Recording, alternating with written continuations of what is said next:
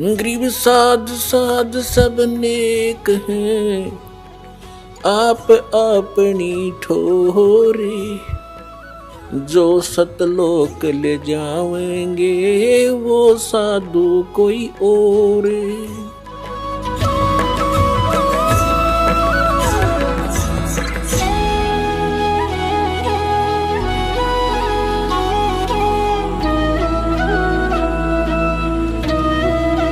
कबीर सागर के अंदर कबीर बानी एक चैप्टर है, उसके पृष्ठ नंबर 134, 35, 36 और 37 पे यह स्पष्ट किया है कि गरीबदास जी का 12वां पंथ होगा। संवत उसमें गलती से संवत 1775 लिखा है, वहां 74 होना चाहिए, मिसप्रिंट है। कि उसमें जो आएगा भक्त संत, जो उसका मुखिया होगा, उसके माध्यम से मैं अपनी महिमा की वाणी को पुनः प्रकट कराऊंगा। लेकिन उस गरीबदास पंथ वाले भी उससे परिचित नहीं होंगे, असंग जन्म तक वो मेरे इस ज्ञान को समझ नहीं सकेंगे। फिर परमात्मा ने कहा था कि जब जैसे काल ने कहा था 12 पंथ करूं मैं साजा और नाम तुम्हारा ले करूं आवाजा, 12 पंथ चालू करूंगा तेरे नाम तय, परमेश्वर से कहा था। और 12 पंथ नाम जो ले ही सो मेरे मुख में आन समोई, और अनेक पंथ चलाऊं उनसे न्यारे ये राधा स्वामी, धन धन सतगुरु, जय गुरुदेव और ये ठाकुर जी, विनोद वाला, ताराचंद, ये और अनेक पंथों में से हैं। और अनेक पंथ चलाऊं या विद जीवों को भरमाऊं, जोग जीत जाओ संसारा, जीव न माने कहा तुम्हारा। तो इसलिए परमेश्वर ने कहा था कि चौथा युग जब कलयुग आई तब हम अपना अंश पठाई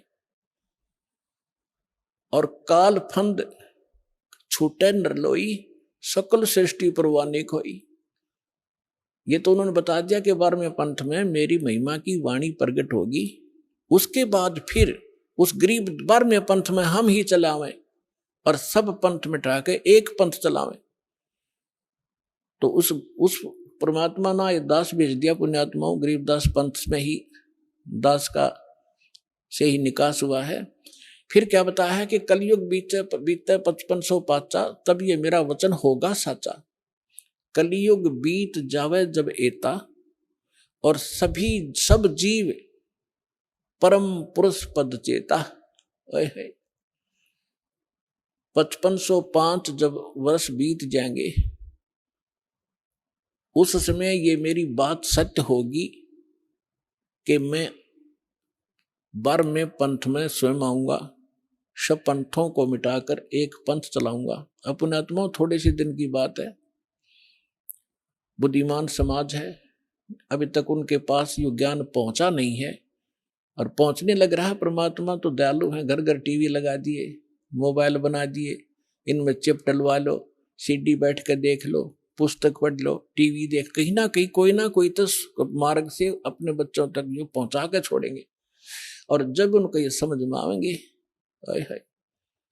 ऐसे आएंगे दौड़कर और सब एक हो जाएंगे, सबका मोक्ष होगा, सब यहां भी सुखी होंगे और सतलोक जाएंगे। जहाज भर भर कर भगवान आपको सतलोक छोड़ का होगा।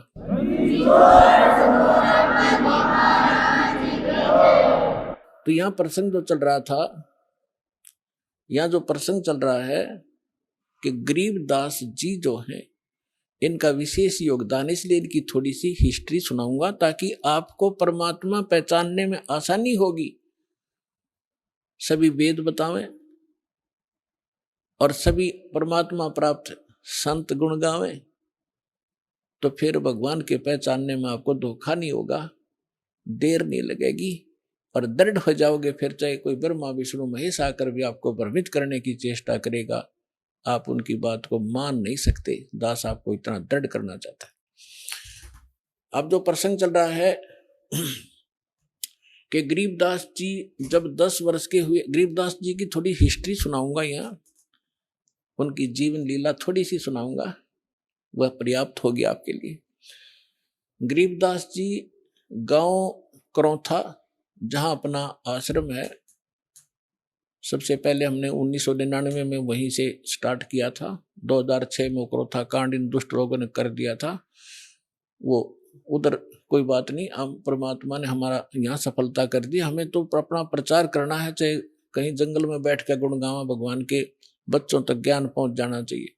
तो करौथा गांव के वो मूल निवासी थे उनके पिताजी, और वो ब्याहे थे गांव छुडानी, जिला झज्जर हरियाणा में, और गांव करौथा है जिला रोहतक में।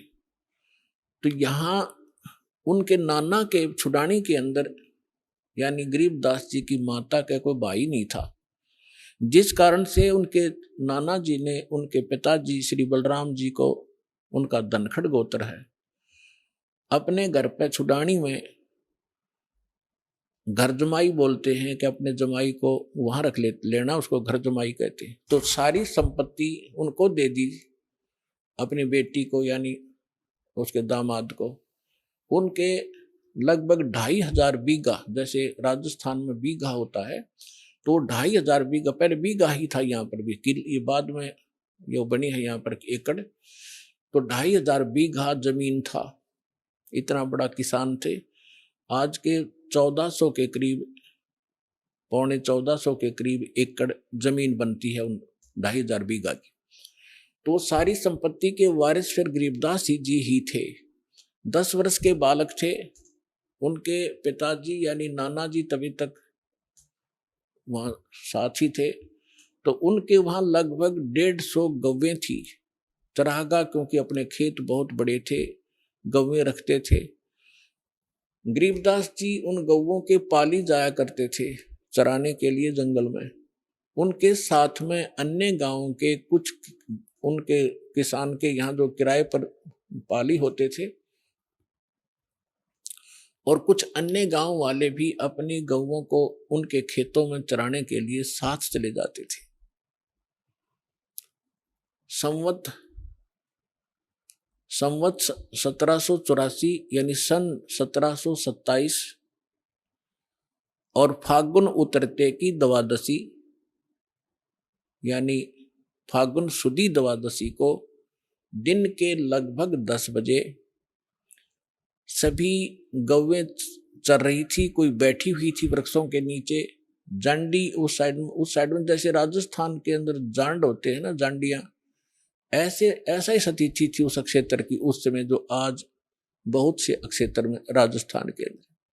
तो वहां जांडी ज्यादा होती थी, उन जांडियों के पास बैठी थी। और एक रास्ता है, गांव कबलाना है, छुडानी की सीमा से सटा हुआ। गांव कबलाना से गांव छुडानी में कच्चा रास्ता आता था। उस कच्चे रास्ते के ऊपर एक बड़ा पेड़ था जांडी का, उसके नीचे सभी पाली बैठे हुए थे, इंक्लूडिंग गरीबदास जी, और वो भोजन खा रहे थे, अपना 10 बजे से भोजन खा रहे थे। उसी समय परमात्मा सतलोक से आए कबीर देव, एक जिंदा महात्मा का वेशभूषा बना के। कलयुग के अंदर वो जिनको मिले हैं जिंदा, जैसे जिंदा महात्मा कैसा होता है, मुसलमानों के अंदर विशेषकर इस वेशभूषा के फकीर पाए जाते हैं। सिर पर काला टोप होता है, ऊंचे से चुंडे का नू ऐसे खड़ा सा, और एक ही ओवरकोट होता है काले कपड़ों का, काले कलर का ओवरकोट टाइप एक वस्त्र पहनते हैं, और एक अंडरवियर कच्छा घुटनों तक का। ऐसी वेशभूषा वाले को जिद्दा महात्मा कहते हैं। दाढ़ी केस बड़े हुए होते हैं उसके। इस वेशभूषा में परमात्मा थोड़ी सी दूर पर सतलोक से आकर उतरे, और उस रास्ते, कच्चे रास्ते जा रहे थे, साथ में पाली बैठे थे, गरीबदास जी भी बैठे थे। उन पालियों में बड़े भी थे, कोई 40 वर्ष का, कोई 30 वर्ष का, कोई 10-15 वर्ष का, कोई 50 वर्ष के वृद्ध भी थे, प्रौढ़ भी थे। तो उस समय एक विशेषता थी, रास्ते चलते थे, साधु संत का तो आदर था ही था, आम व्यक्ति को भी विशेष रिगार्ड दिया करते थे और प्रार्थना करते थे, आओ जी भोजन पालो, दूर से चलकर आए हो, पैदल चल रहे, आओ महाराज बैठो भोजन पाओ। खड़ा हो गए एक आध भक्त और हाथ जोड़ दिए। परमात्मा तो आए उसी लिए थे, बैठ गए उनके पास। तब कहा जी भोजन पाओ। परमात्मा ने कहा, कबीर परमेश्वर ने, उस परम अक्षर ब्रह्म ने, कि भाई भोजन मैं खा के आया हूं अपने गांव से। पालियों ने पूछा आपका गांव कहाँ है महाराज, आपका डेरा कहाँ है? कि मेरा डेरा सतलोक के अंदर है, सतलोक नाम है मेरे डेरे का। अब उन्होंने सोचा भी होगा कोई गांव सतलोक नाम होगा उसका। तो महाराज जी भोजन खाओ। परमात्मा बोले भोजन नहीं खाऊं मैं, छका हुआ भी खा के आया। तो दूध तो पीना ही पड़ेगा आपने, हमारे पास ऐसी गव्वे हैं अभी 5 मिनट में दूध निकाल देंगे, ऐसी शरीफ गायें भी है। तो परमात्मा बोले भाई अगर दूध पिलाते हो तो कंवारी गाय का दूध पिया करूं मैं। तो सभी कहने लगे बाबा जी तेरा दूध पीने की नीत नहीं है, आप तो मजाक करते हो, उपहास कर रहे हो हमारा, आप दूध पीना ही नहीं चाहते। परमात्मा कहते पीना चाहता हूं, निकालो कंवारी गाय का दूध पीता हूं भाई मैं। तब गरीबदास जी खड़े हुए, उनकी एक प्रिय बछिया थी जिसको अभी बैल ने टच नहीं किया था, दूध पीना माँ का छोड़ रखा था, लगभग 1-1.5 वर्ष की बछिया हो चुकी थी, 1 वर्ष की 1.5 वर्ष की। उसकी गले के रस्सी बांध रखी थी, उसको ला पकड़ के और कहा देखो महाराज जी इसके बच्चा तो है ही नहीं, दूध कैसे देगी? परमात्मा बोले कोई एक पात्र लाओ जिसमें दूध निकालेंगे, ये दूध देगी भाई। अब वहां एक मिट्टी का बर्तन था, जैसे जल पीने के लिए या लस्सी पीने के लिए ले जाते थे, उसको साफ करके रखा हुआ था। तो उसको कहा कि ये रखा जी पात्र, कहने लगे इसको फिर दो एक बार अच्छी तरह, फिर दो दिया साफ करके, इसके नीचे रखो गाय बछिया के नीचे। गरीबदास जी 10 वर्ष के बालक पहले तगड़े हो जाते थे, पकड़ कर बैठ गए, हंस रहे हैं, देख रहे बाबा जी कैसे दूध निकालेगा। अब परमात्मा ने बछिया के कमर पर थपकी मारी, लंबे लंबे सतन हो गए और दूध की धार बह चली। जब वो पात्र भर गया अपने आप दूध बंद हो गया। गरीबदास जी हैरान कि बाबा जी बड़ा शक्ति वाला है। अगले महाराज जी फिर पी लो, आपने निकाला कुछ दूध, परमात्मा ने पिया। फिर उन पाली उपस्थित थे, बड़े छोटे जितने भी थे, उनसे कहा कि ले बेटा बच्चों पी लो, ये दूध यहाँ का नहीं है, मेरे डेरे से आया सतलोक से, अमृत है ये पी लो। वो पाली जो बड़े वाले थे, समझदार माने थे अपने आप ने, वो कहने लगे हम ना पीवा जादू जंत्र का दूध, और कंवारी गाय का पाप लग गया हमारा। अर्थ ने झूठा कर दिया कि मेरा तो कौन सी जाति का है। वो तो उठ कर चले गए। कहते हैं सकल पदार्थ है जग माही, कर्म ही नर पावत नाही। गरीबदास जी बोले ला महाराज जी आपका अमृत कद कद मिला मुझे झूठा। पुण्यात्माओं ये है वो पुण्यात्मा जिनके लिए भगवान भटक रहे होते हैं, जो दृढ़ भक्त होते हैं, उनका स्वभाव न्यारा होता है, उनके लक्षण अलग होते हैं। तो तुरंत गट गट जितना पीना था पिया और बाकी रख दिया। तो परमात्मा ने उनको ज्ञान समझाया, सारी कहानी सुनाई।